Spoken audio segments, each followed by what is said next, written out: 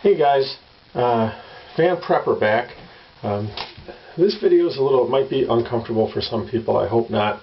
I hope we're adult enough and free enough to have an open discussion of ideas, no matter what side of the aisle you're on. We had another shooting incident in Colorado, as all of you I think know, this past week.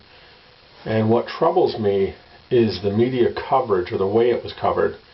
It doesn't surprise me, it just troubles me, because the media continues to try and present stories in a way that is consistent with the narrative that they want to put forth, which is guns bad, we need to outlaw guns and restrict guns, and the media was all over this on Friday, and then they kind of dropped completely off of it.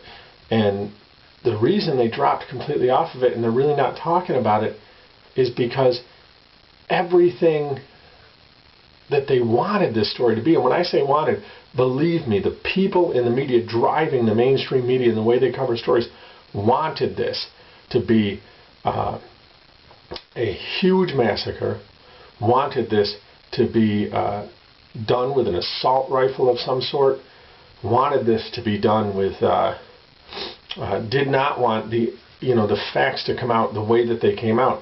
I keep reading stories how the shooting at Colorado High School, one dead, another seriously injured. What they don't tell you in that story is the one dead was the shooter. He was the guy who came with the gun. That's not a bad thing. When the shooter dies, that's a good thing. This is not a story of some terrible tragedy. It is in the sense that I don't want the shooter or anybody else to die like this. But if you gotta pick somebody to die, it's the fool who shows up with the gun to do other people harm. I feel, my heart goes out to his family. My heart goes out to the family of the girl who was injured trying to stop this guy. But here's where the story kind of takes a turn, and why the media has really backed off. And they're not, remember with Sandy Hook, they were killing Sandy Hook, just all over Sandy Hook for weeks and weeks and weeks, because it fit the narrative. It was an assault weapon. It was, it's just everything that they wanted it to be. This story, the kid brought a shotgun to school. Nobody's talking about outlawing shotguns. Doesn't fit the narrative. What they also don't tell you, I haven't seen this reported almost anywhere, is that the person who stopped this guy, who stopped this kid who showed up to kill his teacher, was somebody else who was armed. Exactly what the NRA had put forth as their idea on how to make places safer. Gun-free zones don't work, but you know what stops killers? Putting a sign up out front that says you can't bring your gun in here doesn't work. You know what stops them? Another person with a gun. Everybody, picks on Wayne LaPierre and makes him out to be some cold-hearted egomaniac, self-serving or just serving the gun lobby. The gun lobby's us. We are the gun lobby. Don't let people convince you that the NRA is like some abstract organization. They're doing these evil things. The NRA represents you and me and everybody else who believes in the Second Amendment, believes in the right to bear arms. And the right to bear arms did what it was supposed to do in this instance. It stopped this guy from going out and killing a bunch of people, because as soon as he was confronted with armed resistance, when the guy, I don't know if it was a guy or a woman who came out with the gun and said, stop, put down your weapon, he turned his gun on himself and he killed himself.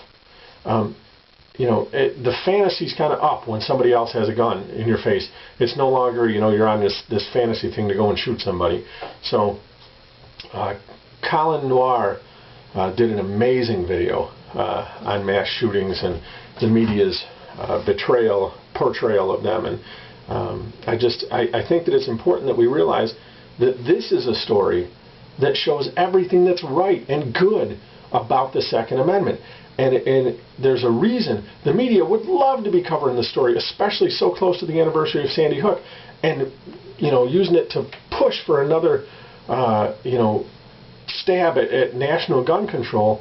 But it doesn't work, because the weapon that was used, the same as the weapon that was used in the Navy Yard shooting, was a shotgun. These are stories that the media jumps on initially, and then they kind of just drop right back off because it doesn't fit. Because they want And very oftentimes they'll report ahead of time, this was an assault rifle. They make the assumption that it was an assault rifle, and they report as if it was, when it wasn't. And we all know, those of us who know guns, know that what they call an assault rifle isn't an assault rifle anyway. So that is my gripe for today. Just very frustrated at the media portrayal of this initially, and then how hot they were on it, because they thought they had a story that was going to fit their narrative, and how quickly they backed off when they found that the facts of the story did not back up what they wanted to put out there. And they knew if the story was continued to be covered like they were covering it on Friday, then the facts were going to come out, and it was going to back up a point of view that was not theirs. It was going to back up a point of view for those of us who love the Second Amendment and who understand that having a gun is what protects you from other people having a gun who want to do you harm. The Second Amendment is there for us to have the right to defend ourselves, for us to have the right to defend ourselves not just against an attacker, an individual who wants to rob me or do me harm, but to be able to, as a warning to a government that doesn't want us, that maybe wants us unarmed because they want to have their way with us, and us to have no ability to do anything about it. If you look around at the countries with the oppressive regimes as governments, those countries disarm their citizenry, because an armed citizenry is a dangerous thing to tyrants. And I don't remember which one of the founding fathers said this, and I'm not going to get the quote exactly right, but he said that firearms are liberty's teeth. They are what give us teeth when our politicians want to do something that they know is going to outrage us. They can only push us so far because they understand that we have the means available to us to do something about it if they go too far. And once that means, if we allow those means to be taken away from us, then what's going to happen is there's nothing to keep those who are corrupted by the power that they have in government, whether it be local or state or national, from really pushing forward with an agenda that is not in the best interest of the citizenry.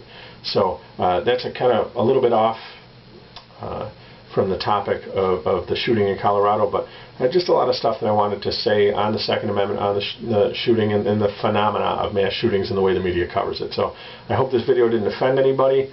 If it did, I hope you'll just indulge me in that this is a wonderfully free country, and we have the right to express our opinions, even if we don't necessarily agree with those opinions when other people express theirs. So you guys have a great day.